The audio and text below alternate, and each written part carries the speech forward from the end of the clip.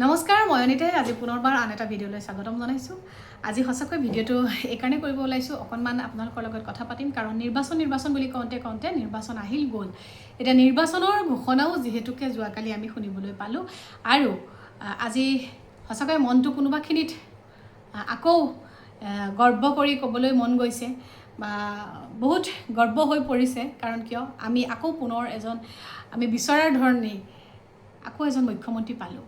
আচলতে পোনপ্ৰথমতে মই আন্তৰিক শুভেচ্ছা আৰু কৃতজ্ঞতা জ্ঞাপন কৰিছোঁ আমাৰ অসমৰ মাননীয় মুখ্যমন্ত্ৰী শ্ৰী হিমন্ত বিশ্ব শৰ্মা ডাঙৰীয়াৰ।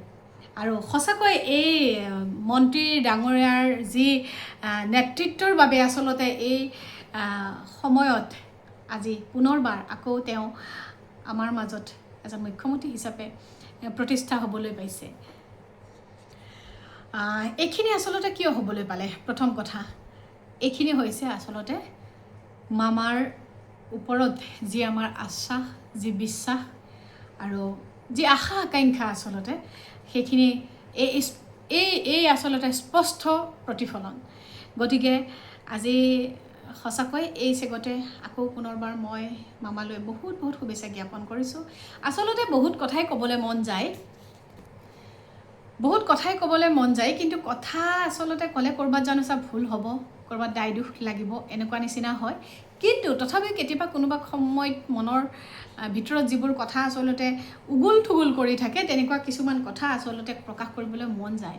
আজি এই সুযোগতে মই মোৰ মনত যিবোৰ প্ৰশ্ন আচলতে উগুল থুগুল কৰি আছে, সেই প্ৰশ্ন কেইটামানে আপোনালোকক সুধিব খুজিছোঁ। হয়তো মোৰ নিচিনা সকলোৰে নহ'ব পাৰে, কিন্তু কিছু সংখ্যকৰ নিশ্চয় এনেকুৱা প্ৰশ্ন আছে চাগে দেই মনত, আৰু আছেনে নাই মই নাজানো, আপোনালোকে মোক জনাবচোন।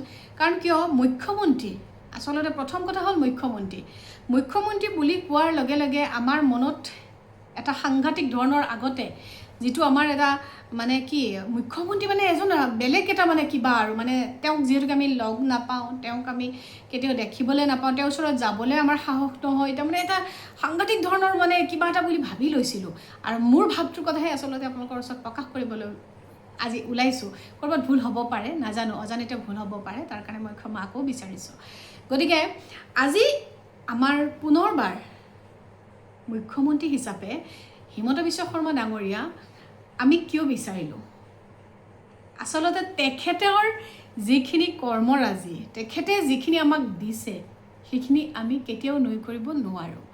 আৰু এজন মুখ্যমন্ত্ৰীক কোনে বনাইছে? মুখ্যমন্ত্ৰীজনক কোনে বনাইছে? এজন মুখ্যমন্ত্ৰীক আমি বনাইছোঁ।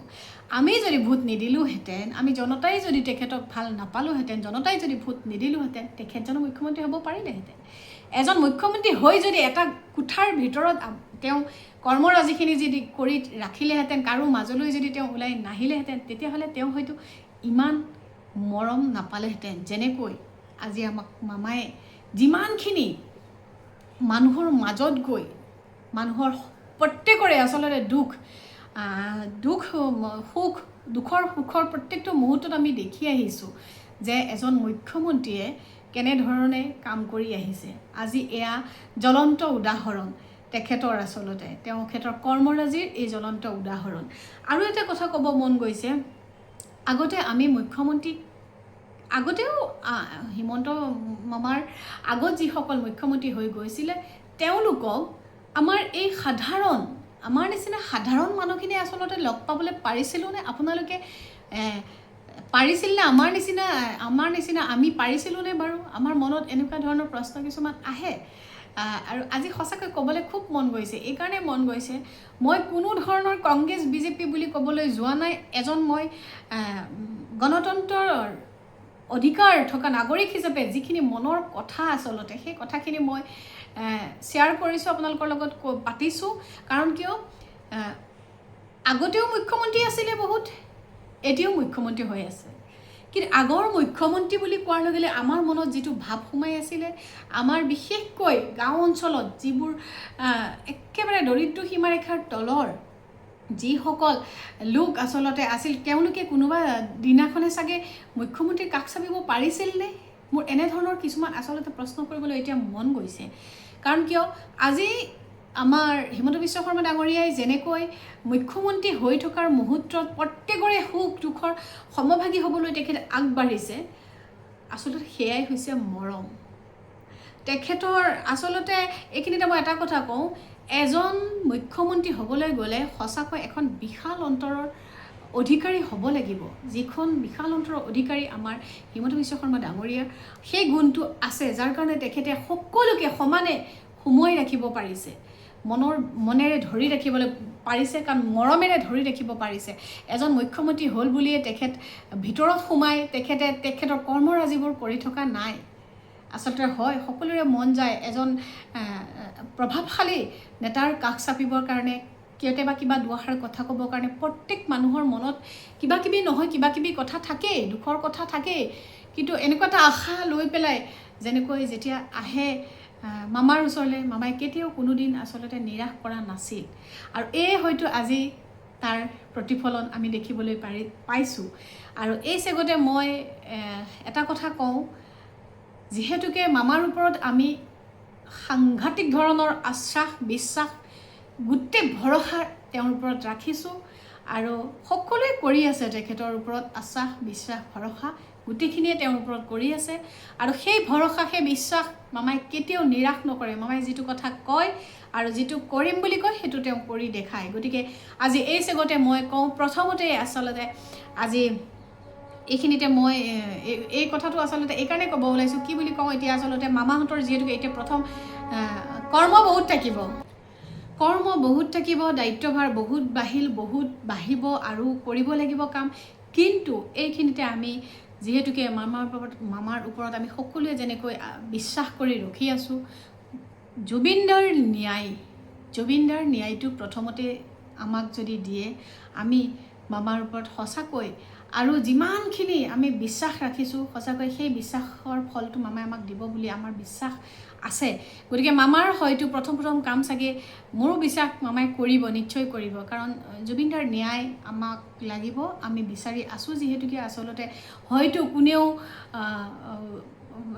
প্ৰতিবাদত বা কিবাত ক'ব নোৱাৰিব পাৰে সকলোৱে হয়তো মনত এটা দুখ লৈ আছে জুবিনদাৰ ন্যায় আমি যেতিয়ালৈকে নাপাওঁ তেতিয়ালৈকে হয়তো কোনো মানুহ আচলতে শান্তিত থাকিব নোৱাৰে গতিকে এতিয়া আকৌ যিহেতুকে আমাৰ মামা মুখ্যমন্ত্ৰী হৈছে গতিকে তেখেতৰ ওপৰত আমাৰ সম্পূৰ্ণ বিশ্বাস আছে আস্থা আমি ৰাখিছোঁ জুবিনদাৰ ন্যায়টো প্ৰথমতেই আচলতে দিব বুলি আমি আচলতে অন্তৰেৰে বিচাৰিছোঁ অন্তৰেৰে কৈছোঁ সেই কথাটো মামাক আৰু সঁচাকৈ মামাৰ যিখিনি গুণৰাজি এতিয়া হয়তো মানুহে ক'ব যে হয়তো বেছিকৈ কৈছোঁ ক'ৰবাত কিবা কিবা ক'ব আচলতে বহুত ধৰণৰ মন্তব্য দিব মন্তব্য বুলি মই মন্তব্য দিয়ালৈ মই সেইটো মানে কাম কৰা নাই কিন্তু কথা হ'ল কি এজন ব্যক্তিৰ যিটো থাকিব লগা গুণ সেই গুণখিনি আচলতে আমি আমাৰ যিহেতুকে মুখ্যমন্ত্ৰী ডাঙৰীয়া গাত আমি দেখা পাওঁ কাৰণ তেখেতে এজন মুখ্যমন্ত্ৰী হিচাপে যিটো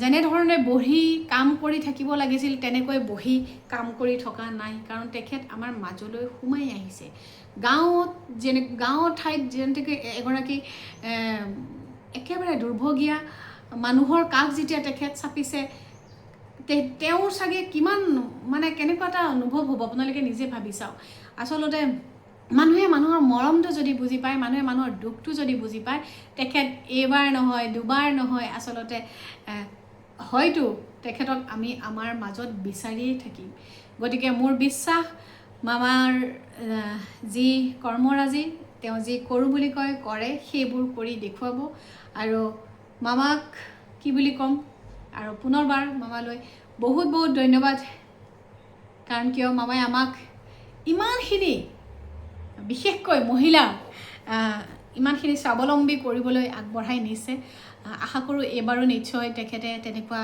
পদক্ষেপ ল'ব আৰু যি কৰি আছে বৰ সুন্দৰ কৰি আছে আৰু ইমান এখন মানে সঁচাকৈ গুৱাহাটীখনতো ক'বই নালাগে কিমান কি হৈ আছে আমি সকলোৱে জানো দেখাখিনি কেতিয়াও আমি নৈ কৰিব নোৱাৰোঁ যিহেতুকে গতিকে আচলতে ক'বলৈ বহুত মন যায় কোৱাত হয়তো ক'ৰবাত কিবা খেলি মেলি বা ভুল হ'ব পাৰে, বুজাই ক'ব পৰা নাই আচলতে, তথাপিও মনৰ কথা কিছুমান কৈছোঁ। কাৰণ কিয় খুব কিছুমানো সোমাই আছে।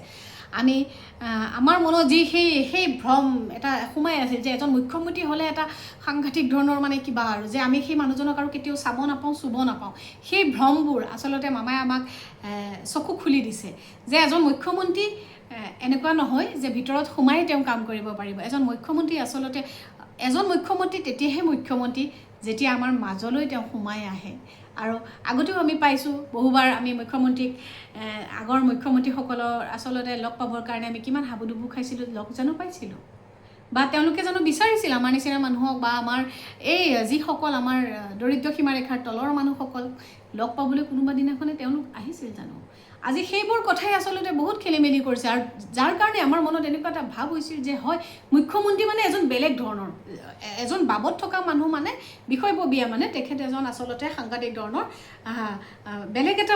বেলেগ এটা দৃষ্টিৰে আচলতে আমি চাইছিলোঁ। তাৰমানে তেখেতক আমি লগ পাব নোৱাৰোঁ, তেখেতক ওচৰত আমি যাব নোৱাৰোঁ, তেখেতক আমি মাতিব নোৱাৰোঁ বা আমাৰ দুখৰ কথাবোৰ তেওঁলোকৰ আগত গৈ প্ৰকাশ কৰিব নোৱাৰোঁ। এনেধৰণৰ কিছুমান আচলতে ভুল ভ্ৰম আমাৰ সোমাই আছিল। ভুল ভ্ৰম নহয়, আচলতে আমি দেখিছিলোঁ, যাৰ কাৰণে আমাৰ মনত সেই ভ্ৰমবোৰ সোমাই আছিলে। আজি সেই ভ্ৰমবোৰ আচলতে মামাই আমাক খুলি দিছে যে হয়, এজন মুখ্যমন্ত্ৰী আচলতে এটা কোঠাৰ ভিতৰত মুখ্যমন্ত্ৰী হৈ থাকিব নোৱাৰে।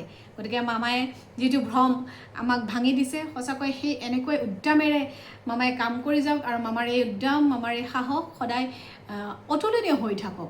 আৰু কি ক'ম, সঁচাকৈ ক'বলৈ বহুত মন যায়, কৈ থাকিবলৈ মন যায়, কৈ থাকিলে ভিডিঅ'বোৰ বেছি দীঘলীয়া হৈ গৈ থাকে। গতিকে আৰু বেছি দীঘলীয়া কৰিবলৈ নাযাওঁ, কিন্তু এটা কথাই কওঁ, সঁচাকৈ ইমান সাধাৰণভাৱে এজন মুখ্যমন্ত্ৰী যি আচৰণ বা যি ধৰণে মানুহৰ লগত মিলিব পাৰে, সেই গুণটোৰ কাৰণে আমি সঁচাকৈ মুগ্ধ হৈ তেখেতক পুনৰবাৰ আমি আকৌ যিহেতুকে আমাৰ মাজলৈ আনিছোঁ, গতিকে তেওঁ বৰ সুন্দৰকৈ কাম কৰি যাব। আৰু সঁচাকৈ এইখিনিতে এটা কথা কওঁ, মোৰো সৌভাগ্য হৈছিলে মামাৰ লগত এবাৰ লগ হোৱাৰ। কিন্তু সেইখিনি সময়ত তেতিয়া এনেকুৱা এটা অনুভৱ হৈছিলে তেখেত যেন মুখ্যমন্ত্ৰী নহয়, কোনোবা এজন আমাৰ ঘৰৰে মানুহ। কাৰণ নিজৰ ভাই ককাইক লগ পালে যিটো এটা হয়, তেওঁ যিহেতুকে এবাৰ এবাৰ নহয় আচলতে আহিয়ে থাকে তেওঁ প্ৰায় গুৱাহাটী ক্লাবত, আমাৰ গুৱাহাটী ক্লাবৰ যিখন কামৰূপ একাডেমীত তেওঁ আছিলে, তেওঁ আহে, তেওঁ পঢ়ি যোৱা স্কুল যিহেতুকে সেইখন, তেওঁ পঢ়ি যোৱা বিদ্যালয় সেইখন। গতিকে তেখেতে তাতে কিবা অনুষ্ঠান পাতিলে তেখেত উপস্থিত হয়হি। সেই তাৰিখতে মোৰ সুযোগ হৈছিলে মামাৰ লগত নিচেই কাষত লগ পোৱা।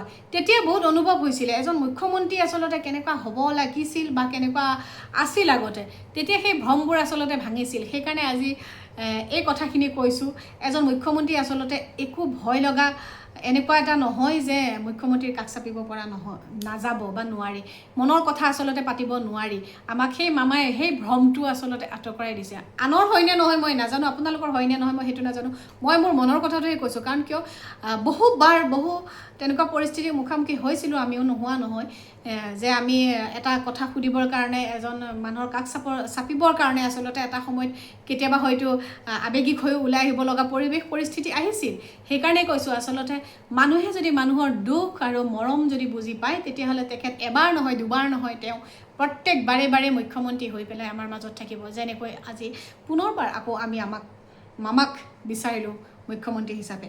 গতিকে সঁচাকৈ যিসকল বিজয়ী প্ৰাৰ্থী তেওঁলোকলৈ মই বহুত শুভেচ্ছা জ্ঞাপন কৰিছোঁ। সুন্দৰভাৱে কাম কৰক, সুন্দৰকৈ আপোনালোকে কৰ্ম আগবঢ়াই নিয়ক, সকলোৰে দুখবোৰ বুজি পাব। লগতে জুবিনদাৰ ন্যায়টো আপোনালোকে পুনৰবাৰ সোনকালে, যিমান পাৰে সোনকালে দিবলৈ চেষ্টা কৰক, সকলো মানুহে বহুত শান্তি পাব। গতিকে নাজানো, ক'ৰবাত ভুল হৈছে যদি ক্ষমা কৰিব। আচলতে ক'বলৈ বহুত মন যায়তো, সেইকাৰণে কৈ পাইছোঁ কিছু কথা। ক'ৰবাত যদি ভুল হৈছে ক্ষমা কৰিব। পুনৰবাৰ মই আজি এই ভিডিঅ'টো ইমানতে সামৰণি মাৰিছোঁ, লগতে সকলোলৈকে মোৰ মৰম যাচিছোঁ। আৰু আগলৈ আকৌ যদি কিবা ক'বলৈ মন যায় আপোনালোকৰ আগত সুন্দৰকৈ ক'ম। ক'ৰবাত যদি ভুল হৈছে ক্ষমা কৰিব। মই এনেতে পুনৰবাৰ আপোনালোকলৈ মৰম যাচি আজি এই ভিডিঅ'টো ইমানতে সামৰণি মাৰিছোঁ। বহুত ধন্যবাদ।